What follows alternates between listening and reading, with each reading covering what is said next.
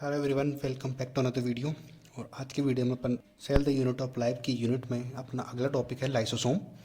तो लाइसोसोम के बारे में जितने भी एनसीईआरटी में मेन टॉपिक है मैंने सब कवर कर दिए हैं। एक बार आप ये वीडियो देखो, उसके बाद जाके एनसीईआरटी पढ़ो, सब क्लियर हो जाएगा।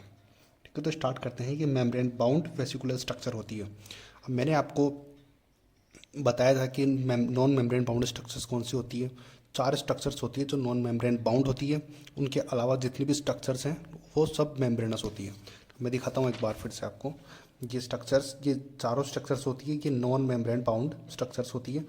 एक तो है राइबोसोम, दूसरा है न्यूक्लियस, तीसरा है सेंट्रियोल और चौथा है इंक्लूजन बॉडी। इनके अलावा जितने भी हैं वो सब मेम्ब्रेन बाउंड स्ट्रक्चर्स हैं। तो लाइसोसोम इसमें है नहीं, तो यहाँ पर ये मेम्ब्रेन बाउंड स्ट्रक्चर्स हो जाएगी। अब ये form by the process of the packaging in the Golgi apparatus. ये अपरेटस अपन को पता है कि वो पैकेजिंग का काम करती है। तो जब गोल्जी अपरेटस पैकेजिंग का काम करती है तो उसके बाद ही लाइसोसोम बनते हैं। ठीक है, form by the process of the packaging in the Golgi apparatus. Golgi apparatus के अंदर तो कोई आपसे पूछे कि लाइसोसोम बनते कहाँ हैं, तो गोल्जी बॉडी इनको बनाती है। और कौन सी प्रोसेस से? पैकेजिंग की प्रोसेस से बनती है, क्योंकि अपन जानते हैं कि जो गोल्जी बॉडी होती है वो काम ही उसका पैकेजिंग करना होता है।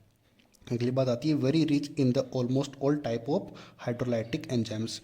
कहने का मतलब है कि लाइसोसोम के अंदर जितने भी प्रकार के हाइड्रोलाइटिक एंजाइम्स होते हैं, ऑलमोस्ट सारे एंजाइम इसमें प्रेजेंट होते हैं। इसीलिए तो इसको सुसाइडल बैग बोलते हैं ना लाइसोसोम को। इसीलिए बोलते हैं कि इसमें ऑल टाइप के जो एंजाइम्स होते हैं वो प्रेजेंट होते हैं, जैसे कि कार्बोहाइड्रेट एक्सेट्रा। जितने भी टाइप के हाइड्रोलाइटिक एंजाइम्स हैं सब इसमें प्रेजेंट होते हैं। अगली बात आती है एंजाइम्स एक्टिव होते हैं एसिडिक पीएच पे। बहुत इंपॉर्टेंट पॉइंट है कि लाइसोसोम के जो एंजाइम्स होते हैं वो एसिडिक पीएच पर ही एक्टिव होते हैं। स्टेटमेंट में इसका उल्टा करके भी पूछ लेंगे। Digestion of carbohydrate, proteins, lipids और न्यूक्लिक एसिड, सब का डाइजेशन ये करता है, क्योंकि ऑब्वियसली सी बात है कि सारे एंजाइम्स सब प्रेजेंट होंगे तो वो सबका डाइजेशन तो करेंगे ही। आती है बात समझ में? तो इसी के साथ जितने भी एनसीईआरटी में पॉइंट थे मैंने सब कवर कर लिए हैं। टॉपिक था एंडोमेम्ब्रेन सिस्टम का, क्योंकि आपको पता था कि एंडोमेम्ब्रेन सिस्टम के अंदर 4 टाइप थे।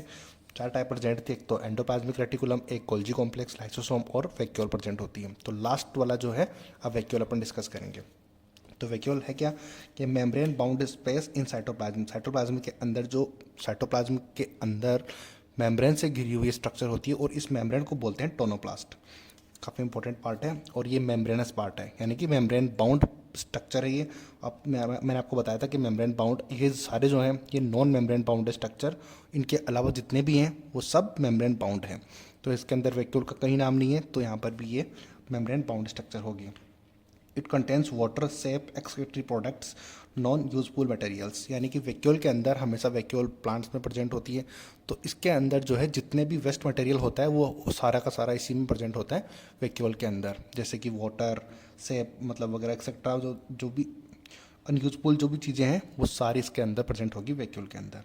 ठीक है, vacuole can occupy 90% of the volume of the cell, यानी कि 90% जो प्लांट का जो स्पेस होता है वो वैक्यूल ही कवर करती है।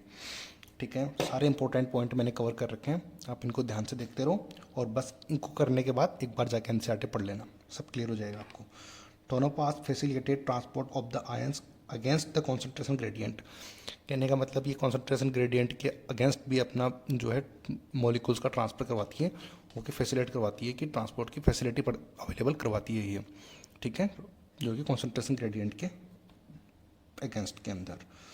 कॉन्ट्रेक्टाइल वैक्यूल प्रेजेंट होती है, कॉन्ट्रेक्टाइल वैक्यूल प्रेजेंट अमीबा के अंदर of osmo regulation and excretion के अंदर। जो कॉन्ट्रेक्टाइल वैक्यूल होती है वो होती है ऑस्मो रेगुलेशन और एक्सक्रीशन के लिए। उनके अंदर जो अमीबा होता है इसके अंदर जो कॉन्ट्रेक्टाइल वैक्यूल प्रेजेंट होती है, और जो कॉन्ट्रेक्टाइल वैक्यूल होती है वो अमीबा के अंदर एक तो ऑस्मो रेगुलेशन कराने में हेल्प करती है और एक करती है एक्सक्रीशन के अंदर। ठीक है, और प्रोटिस्टा के अंदर भी ये प्रेजेंट होती है, कुछ प्रोटिस्टा के अंदर भी वैक्यूल प्रेजेंट होती है जो कि फूड वैक्यूल उनके अंदर प्रेजेंट होती है। आई होप कि इतना आपको समझ आया होगा ये सारा चैप्टर।